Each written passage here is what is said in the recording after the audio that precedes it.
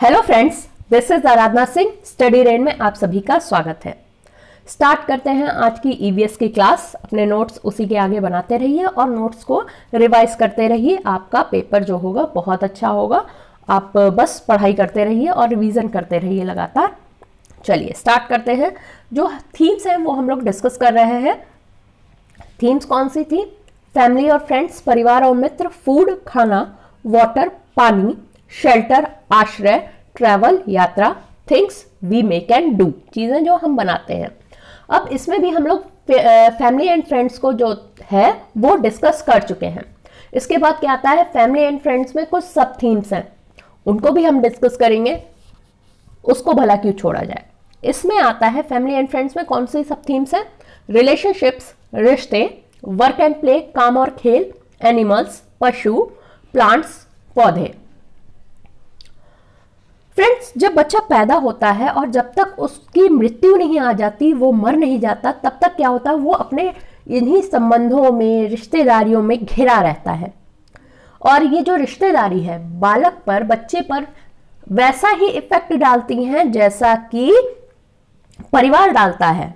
जब बच्चा जन्म लेता है अपने माता पिता, पेरेंट्स, सिबलिंग्स के साथ, भाई बहन के साथ और अन्य जो सदस्य हैं, उसकी बुआ है, चाची है, ताई है, ताऊ है, चाचा है, इनके साथ जब रहता है तो उसमें क्या होता है?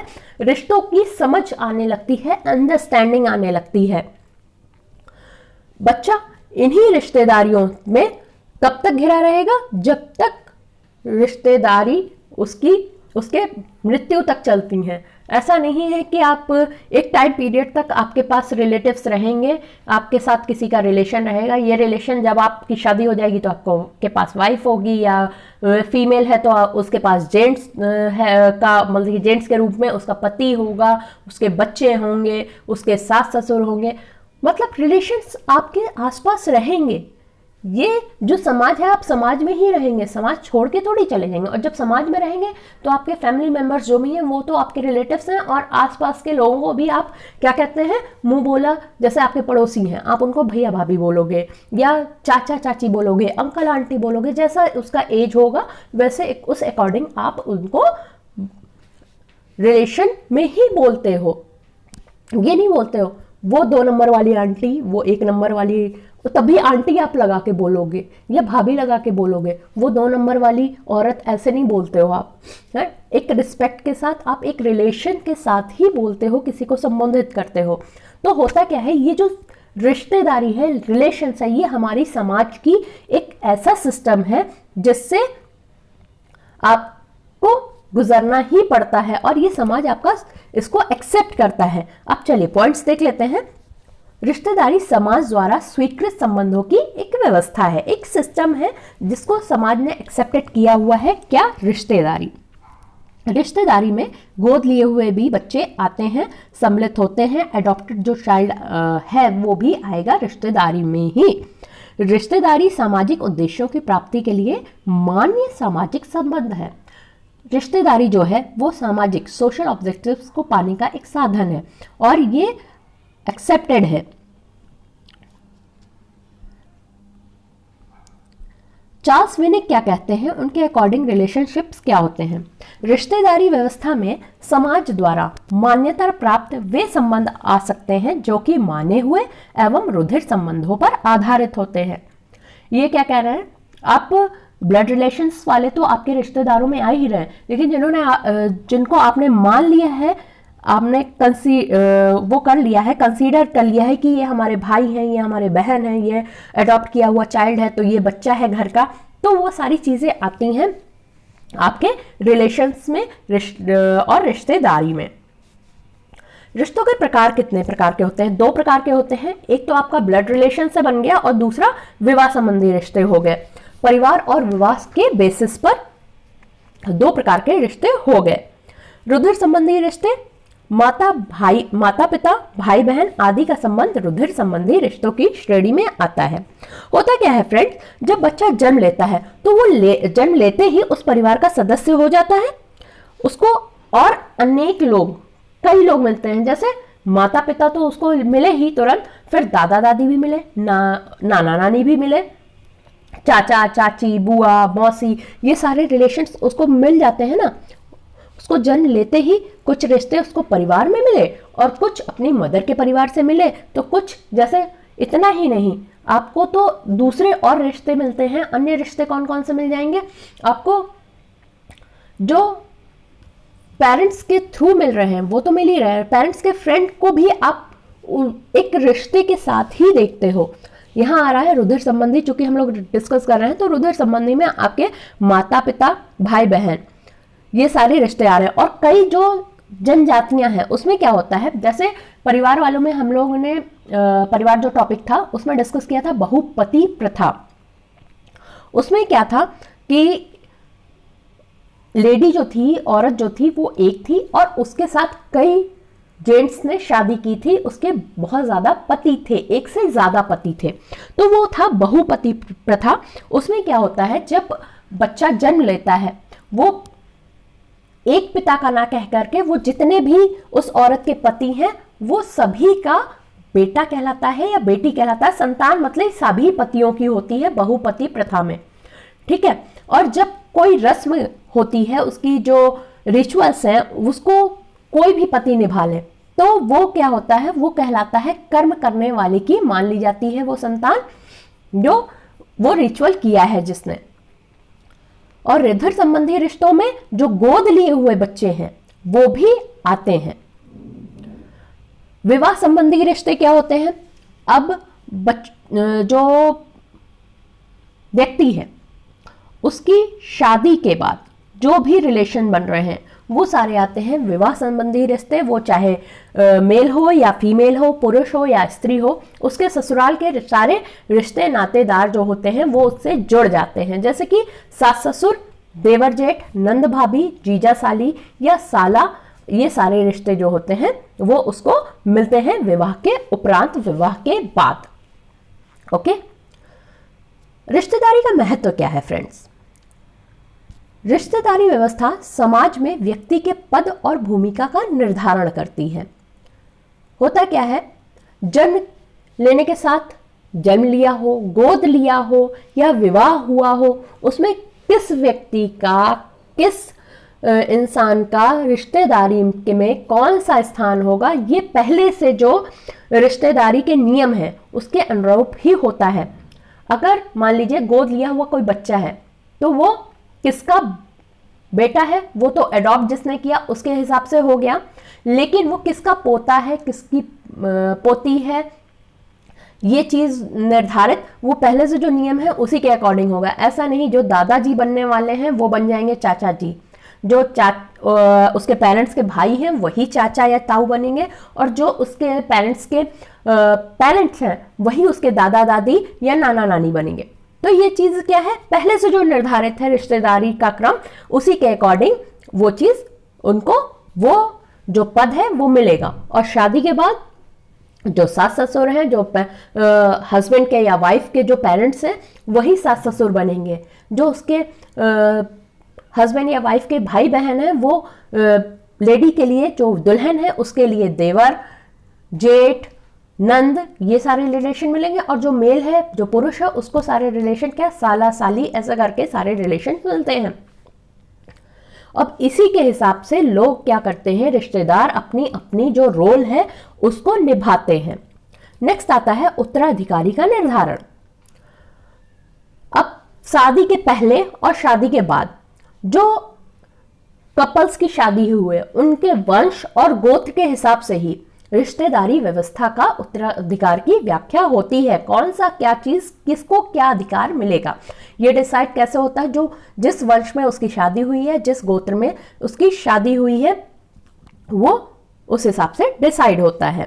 वो चाहे शादी के पहले हो चाहे शादी के बाद हो, जो उनके पहले से चला आ रहा है और जो उनके गोत्र या वंश के हिसाब से चीजें चलती आ रही हैं, उसी हिसाब से उत्तराधिकारी का निर्धारण होता है। आर्थिक एवं मनोवैज्ञानिक संतुष्टि, ये क्या होता है, जब रिश्तेदारी में लोग रहते हैं, वो चाहे आपके वंश क्रम में मतलब ब्लड रिलेशन से आए हैं या शादी के से आए हैं, तो होता क्या है, वो जब इकोनॉमिकल क्राइसिस आती हैं, कोई दिक्कत आती है, तो आपके फैमिली मेंबर्स ही आपको सपोर्ट करते हैं। वो अपनी, चाहे जो फीमेल्स हैं वो अपने जो क्या कह सकते हैं ज्वेलरी है वो आपको दे सकती हैं, या जो मेल्स हैं उन्होंने जो अपनी सेविंग्स कर रखी है वो आपकी मदद करते हैं। तो उससे होता क्या है, जब आपकी कोई क्राइसिस आई तो आपको मनोवैज्ञानिक संतुष्टि भी मिली। आपको किसी ने, मान लीजिए बाहर आपकी लड़ाई हो गई, लेकिन आपको पता है कि घर में हमारे मेंबर हैं, बड़ा भाई है, छोटा भाई है, पेरेंट्स हैं, वो आपको सपोर्ट करेंगे। अगर आप गलत नहीं हैं तो वो आपको सपोर्ट करेंगे। वो आपकी एक क्या कहते हैं कि सेफ्टी के लिए आपके वो चाहे इकोनॉमिकल हो या फिर आपकी फिजिकल सेफ्टी हो, वो सारी चीज़ें मनोवैज्ञानिक संतुष्टि आपको उससे मिलती है, मानसिक संतुष्टि आपको उससे मिलती है। सामाजिक उत्तरदायित्व की भावना को प्रोत्साहन, इससे क्या होता है, जो रिश्तेदारी है उससे क्या होगा, सामाजिक उत्तरदायित्व जो आपकी सोशल रिस्पॉन्सिबिलिटी है उसकी जो फीलिंग है उसको प्रोत्साहन मिलता है, मोटिवेशन मिलता है, प्रमोट होता है। जो ये रिलेशंस हैं वो प्राथमिक होते हैं, प्राइमरी होते हैं। हर सदस्य जो होता है वो दूसरे से अपनत्व की भावना के साथ जुड़ा होता है, अपनापन उसमें होता है, वो एक दूसरे को आपस में हेल्प करते हैं। इसी के कारण क्या होता है, जो आर्थिक और राजनीतिक हितों के लिए जो करंट रिश्तेदारी है वो और अधिक संगठित होते हैं, वो आपस में जुड़े होते हैं। क्यों, आपको सोशल रिस्पॉन्सिबिलिटी इससे कैसे प्रमोट हो रही है।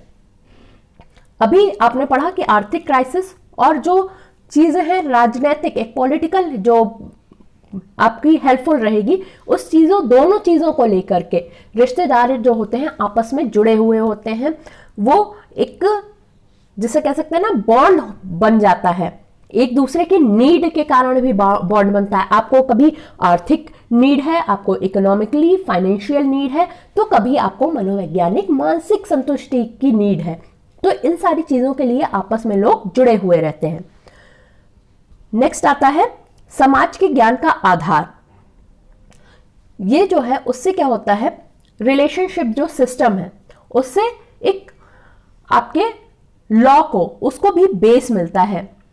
और अगर कानून ना हो तो क्या हो, समाज क्या रह सकता है, ऐसा हो सकता है, नहीं ना।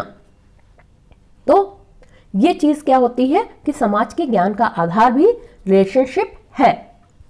बालक के व्यक्तित्व का पर प्रभाव डालती है रिश्तेदारी जो होती है, वो बच्चों के जो पर्सनालिटी डेवलपमेंट है, उसका जो विकास है, डेवलपमेंट है, वो सारी चीजें रिश्तेदारी भी प्रभाव डालते हैं। जैसे जैसे बच्चा बड़ा होता है वैसे वैसे वो अपने माता पिता, सिबलिंग्स, भाई बहनों के साथ और परिवार के जो अदर मेंबर्स हैं उनके जब संपर्क में आता है तो उसको क्या क्या मिलता है, उसको प्रेम मिलता है, वो अपने फैमिली मेंबर्स को प्यार करता है, सहानुभूति, सिंपैथी देता है, सहनशीलता सीखता है, और आपस में हेल्प करने के लिए, सहयोग करने के लिए अनेक ऐसे जो सोशल क्वालिटीज हैं वो सारी चीजें वो सीखता है बच्चा।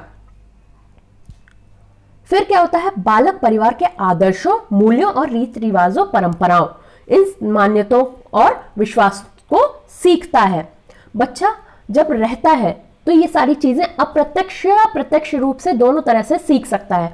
वो चाहे फैमिली के आदर्श हों, वैल्यूज हों, या फिर कोई रीत रिवाज है। अब आप जैसे जनरली मान लीजिए अभी दीपावली आने वाली है, तो दीपावली में लोगों क्या किसकी पूजा होगी, या फिर किसी भी अदर जो रिलीजन है उनके भी जब भी कोई त्योहार आता है, फेस्टिव आता है, तो क्या उनके यहाँ कैसे क्या काम होता है, उस फेस्टिवल में कैसे वो अपना बाकी नित्य कर्म करते हैं, रोज के काम करते हैं, कैसे वो अपने जो भी गॉड है उसको कैसे उनको कैसे रिचुअल अपने करते हैं, सारे रीति रिवाज करते हैं। ये सारी चीजें बच्चा कैसे होता है, उन्हीं रिश्तेदारी में, परिवार में रहते हुए सीखता है।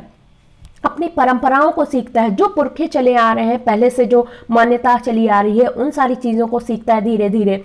विश्वास, किस पर बिलीव करना है, क्या क्या विश्वास है, हमारे जो फैमिली है उसका क्या बिलीफ है, ये सारी चीज़ें बच्चा परिवार में, रिश्तेदारों के बीच में ही रहता हुए सीखता है। अब ये ज़रूरी नहीं है कि हर बच्चों के परिवार में आपको देखने को मिल जाए कि उसकी बुआ भी हैं, फूफा भी हैं, चाची चाची भी हैं।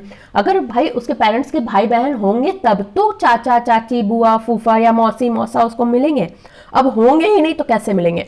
अब उसके लिए क्या करना होगा, जैसे जो रिश्तेदार आपके हैं, अब शिक्षक का रोल कहाँ से आ जाता है, आप क्योंकि टीचर बनने वाले हैं तो कक्षा में आपकी क्लास में जो बच्चे आ रहे हैं उसमें परिवारों में विविधता है, किसी के बड़े भाई बहन है तो किसी के छोटे भाई बहन है। अब शिक्षक इसमें क्या करेगा, वो आपस में बच्चों को इन सारी चीज़ों में डिस्कशन करेगा, कोई एक्टिविटीज़ कराएगा, उससे बच्चे आपस में इन सब चीज़ों का जो है वो विचारों का लेन देन कर सकते हैं, उनको विचारों को सुन सकते हैं, उनसे समझ सकते हैं, एक अंडरस्टैंडिंग बना सकते हैं।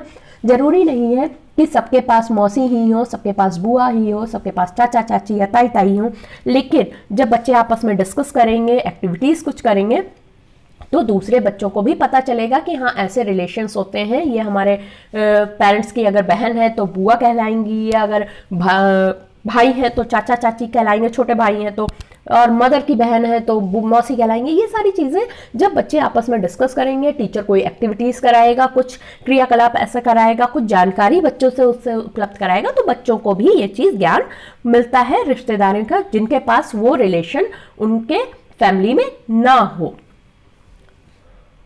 थैंक यू फ्रेंड्स, आज के लिए इतना ही। आप हमसे फेसबुक और टेलीग्राम पर भी जुड़ सकते हैं और लिंक दोनों का ही डिस्क्रिप्शन बॉक्स में दे दिया गया है। और अभी तक हमारे चैनल को सब्सक्राइब ना किया हो तो चैनल को सब्सक्राइब करने के बाद बेल आइकन ज़रूर प्रेस कर दीजिए, और वीडियो समझ में आया हो तो लाइक का बटन भी प्रेस कर दीजिए और अपने फ्रेंड्स में शेयर भी कर दीजिए। थैंक यू, जय हिंद।